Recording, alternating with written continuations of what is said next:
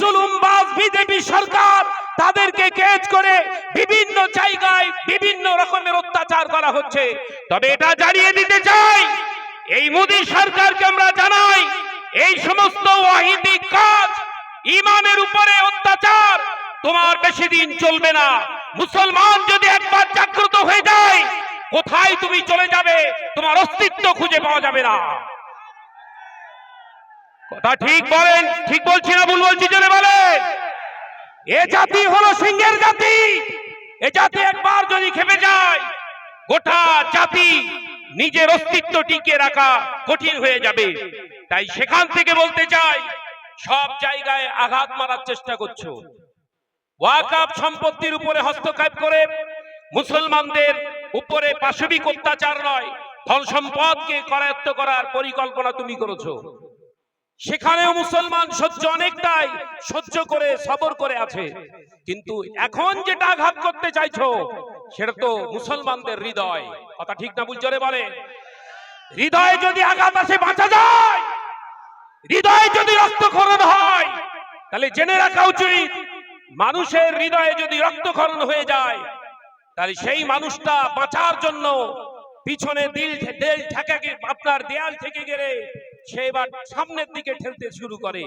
আমরাও আজ থেকে এই প্রতিজ্ঞাবদ্ধ হলাম, তুমি একটা ব্যানার ছিঁড়বে, একটা মুসলমানকে তুমি কষ্ট দিতে পারো, কোটি কোটি মুসলমান পৃথিবীর জমিনে, ভারতবর্ষের জমিনে, গোটা ওয়ার্ল্ডের জমিনে নিজের রক্ত দিয়ে রাসূলুল্লাহর আদর্শকে জিন্দা রাখার চেষ্টা করবে। নারায়ে তাকবীর, নারায়ে তাকবীর। হে মুসলমান ভাইরা, তাই আমাদেরকে তৈরি হতে হবে।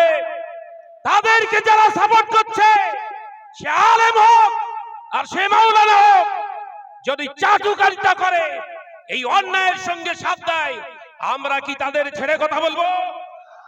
তাদেরকে আমরা ছেড়ে দেব? কোন অবস্থাতেই আমরা ছাড়বো না। আপনার গণতান্ত্রিক প্রক্রিয়ার মাধ্যমে তাদের বিরুদ্ধে আমাদের আন্দোলন চলবে। শুধু তাই নয়, যদি রক্তের প্রয়োজন হয়, রক্ত দিতে রাজি আছে? হাত উঁচু করে বলেন, রক্ত দিতে রাজি আছেন? আমরা আমাদের প্রতিটা রক্তবিন্দু দিতে প্রস্তুত। কারণ হাদিসে পড়েছি, রাসূল বলেছেন, বিশ্বনবী বলেছেন, লা ইউমিনু আহাদুকুম হাত্তা কুনা আহাব্বা ইলাইহি মিন মালিহি ওয়া আহলিহি ওয়ান নাস আজমাইন। তুমি ততক্ষণ পর্যন্ত মুমিন হতে পারো নাই, তুমি ততক্ষণ পর্যন্ত মুমিন নও যতক্ষণ না নিজের জানের বিনিময়ে, নিজের অর্থের বিনিময়ে, নিজের আওলাদ পারিবারিক সব বজায় রেখে তাদের ঊর্ধ্বে আমি মুহাম্মদ রাসূলুল্লাহকে মহব্বত না করতে পারো।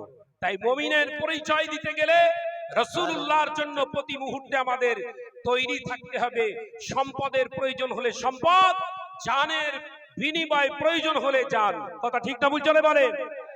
এই চিন্তা রেখে আজকে ভাইজান হুজুরের এই আলোচনা, ঐক্যের ডাক আমরা সম্মিলিতভাবে সাপোর্ট করলাম।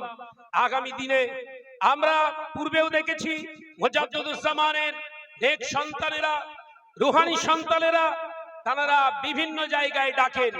আমরা প্রত্যেকেই অবশ্যই ঐক্যের সঙ্গে সাড়া দেব ইনশাআল্লাহ। বলি সকলে ইনশাআল্লাহ। এই বলি আমি আমার সংক্ষিপ্ত বক্তব্য শেষ করলাম। ওমা আলাইনা ইল্লাল বালাগ। আই লাভ, আওয়াজ হচ্ছে না, আই লাভ মুহাম্মদ, আরো জোরে I love Muhammad, I love Muhammad, Mustafa Mustafa জিন্দাবাদ, মুস্তাফা মুস্তাফা মুস্তাফা মুস্তাফা মুস্তাফা মুস্তাফা মুস্তাফা মুস্তাফা মুস্তাফা আই লাভ। নারে তাকবীর। আসসালামু আলাইকুম ওয়া রাহমাতুল্লাহ। অসংখ্য